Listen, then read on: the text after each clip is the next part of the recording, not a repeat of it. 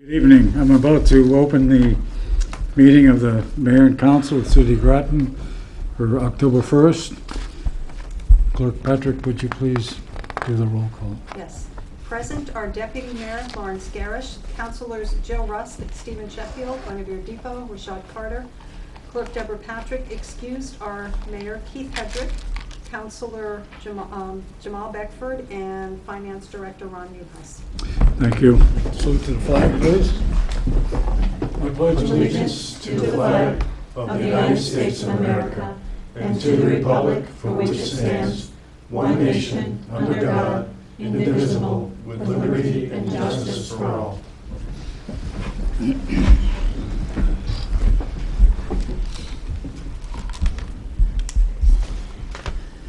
Receipt of citizens' petition is a portion of the council meeting where the council welcomes comments from citizens.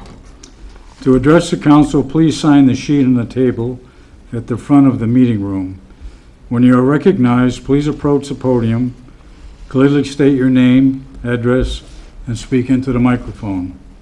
Each presentation should be limited to 5 minutes or less, and citizens should, if possible, submit written comments. Presentation should be related to matters pertinent to the City of Groton, and City Councilors will only ask questions in order to clarify speaker's presentation and can respond during the responses to citizens' petition portion of this meeting. We have recognitions and awards and memorials. Anybody? I have those. Okay. Yes, I'd like to memorialize James Shin, a longtime citizen here in Groton, lifelong for Groton, and he was a resident of the city. He worked for the Groton Board of Education as a custodian. I first met Jim at Freeman Hathaway when I was about 9-10 years old, and he was great for everybody there, and he helped me out a lot, and he's always used to keep the gym open for us to play basketball as kids. So, and he was great for everybody in the Fieldcrest area. And then when Freeman Hathaway closed down, he had to come back to the city to work at Colonel Ledger, and he was beloved there as well. So he'll be sorely missed, and he was a dear friend of mine, and my thoughts and prayers with his family. That's all. Thank you, Steve. Any other? Jill? I wanted to congratulate Pastor Joseph and First Lady Olita Coleman on their 35th pastoral anniversary. Pastor Coleman is the pastor at St. John's in the city, and he's also the police chaplain. And I was honored to be able to read a memorial or a proclamation for them and congratulate them and declare September 21st as Pastor and Mrs. Coleman Day in the city. So I just wanted to congratulate them. Excellent. I'm very familiar with Reverend Coleman. He's an outstanding man, and I enjoyed having him as our police chaplain when I was attached to the police department. Thank you. Are there any other recognitions and awards to be presented? If there are none, we'll move on to receipt of citizens' petitions and comments.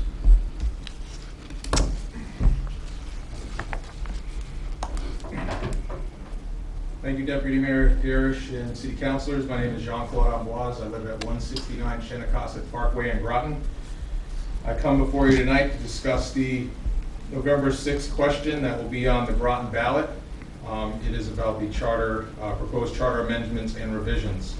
Real quick, I will give you the summary for the people at home.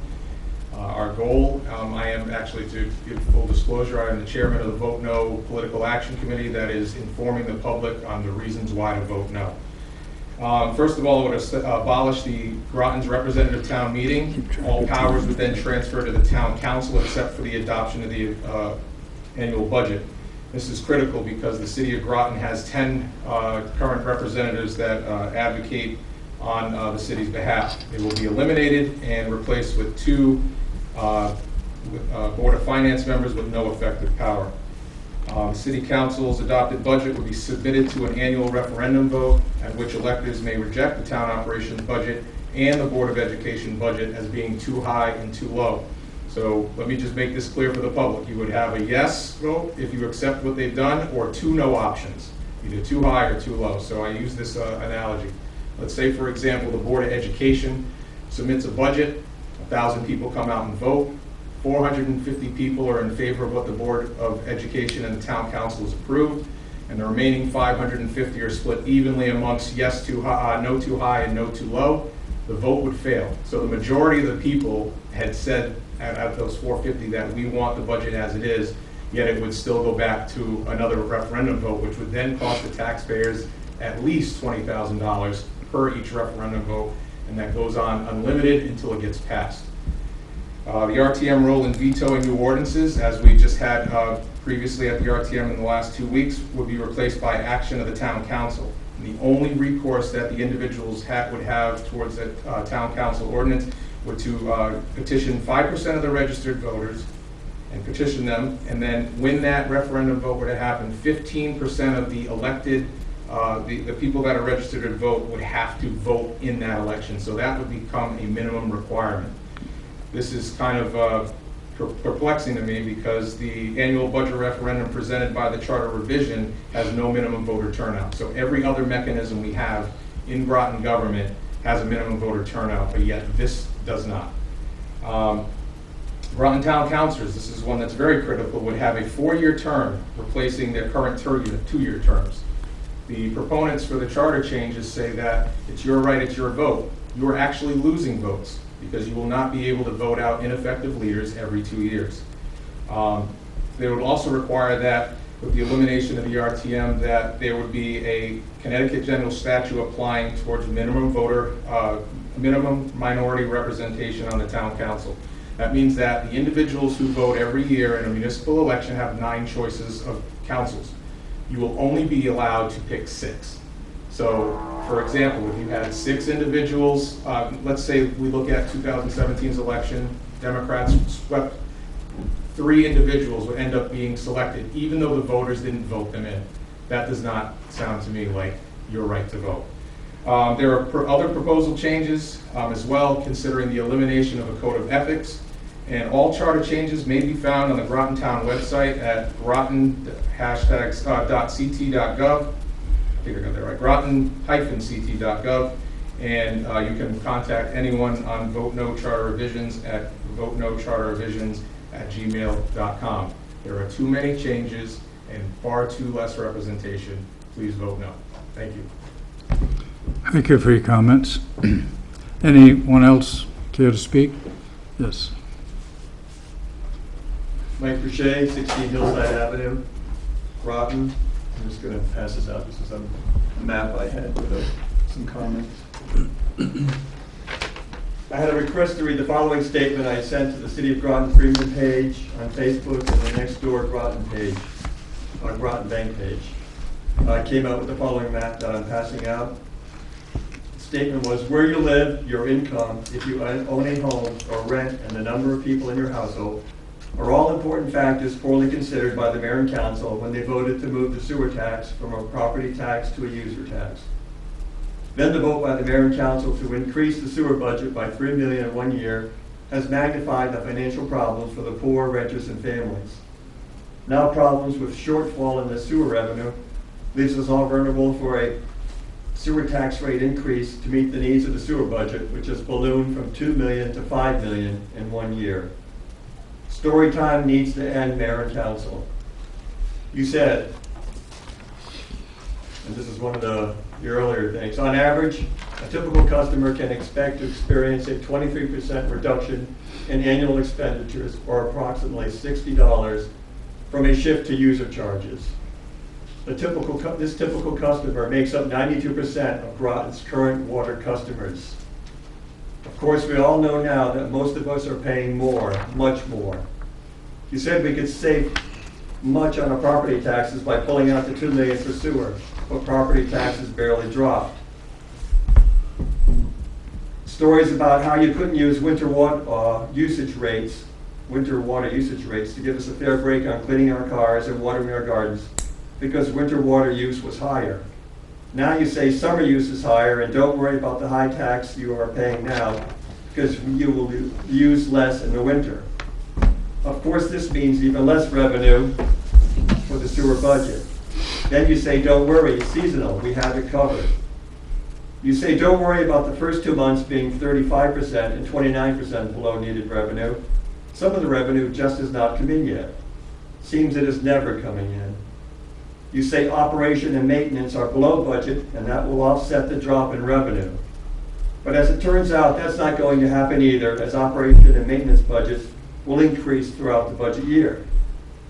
You say the sewer budget is fine, but sewer improvement programs will have to be cut.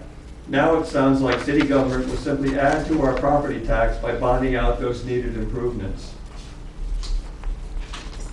The truth is, you'll probably be about $1 million short on the sewer budget, and your only plan is to tell more stories. Last month I stated, and I apologize to Keith because he's not here to answer, so I'm going to read it anyway. Mayor Hendricks has no problem voting to spend hundreds of thousands of dollars for white crime lawyers and fighting state legislation when it comes to the foolish participation of city and GU representatives and the lavish trips to the Kentucky Derby, which cost over $1 million. Take a moment and think about the less fortunate but honest citizens of the city. The mayor had replied at that meeting that he did not vote for funds to cover the white-collar crime lawyers. Yet on November 16, 2017, at the CMEC board meeting, City of Groton representatives Ron Gaudette moved the 2018 budget, and Ron, Dave Gillard, and Mayor Hendricks voted to pass that budget, a budget which pays for those white-collar crime lawyers. Maybe you thought I was talking about the August 24th, 2017 meeting, which you did not attend, but City of Groton representatives Ron Gaudette, Dave Gillard, and Jeff Godley all voted for a resolution on indemnification, which was seconded by Dave Gillard, to approve a resolution authoring indemnification and advancement of CMEC employee legal expenses. 2 of those City Groton representatives who voted were Kentucky Derby participants. At this meeting, one of the white-collar crime lawyers also attended. Again, I ask, take a moment and think about the less fortunate but honest citizens of the City of Groton. Thanks. Thank you for your comments. Are there any other speakers? Okay. Response to citizens' petitions? Anybody? Okay. Okay, could I get a motion to approve the minutes of September 4th public hearing? So moved. Second. Any discussion? All those in favor? Aye. Aye. Okay. Also, the mayor and council meeting on September 4th. So moved. Second. Any discussion? All those in favor? Aye. Aye. And finally, the September 24th committee of the whole meeting. Could I have a motion? So move, Ron. Second. Okay, any discussion? Okay, approved. Communications and reports. All in favor? All in favor? Aye. Thank you. He's right, though. Communications and reports. Thank you, Mr. Deputy Mayor. On September 18th, I attended the Plan for Conservation and Development workshop, public workshop. It is long-term planning for the city. I highly recommend everybody take a look at it if you haven't been able to. It's online on the city website, and it has a lot of planning that we can look at for the city. On September 20th, I attended the EB public hearing regarding the construction of the new Columbia-class submarine. Councilor Beckford was there also, and the mayor. I know there's I heard a lot of concerns from city residents in that area regarding construction noise and losing their view, and so something that we need to keep on our radar, as well as I asked about parking which is a concern. I'm very excited about the new jobs that this will bring, but there was a lot of information that night.